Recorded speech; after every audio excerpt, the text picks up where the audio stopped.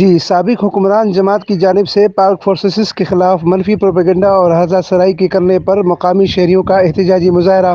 مظاہرے کی قیادت میر ملک خان مری، قاری عبدالسلام تنولی، آصف جوکی اور قاری فیاض دیشانی نے کی۔ شرکائے ریلی نیشنل ہائی وے پر گشت کے بعد دھابی جی پریس کلب کے سامنے پہنچی، جہاں رہنماؤں نے خطابات کیے۔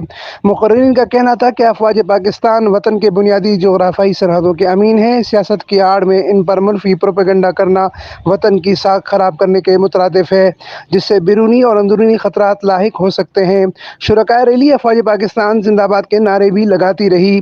امین فاروقی، فارسٹو نیوز، ٹھٹہ، سندھ۔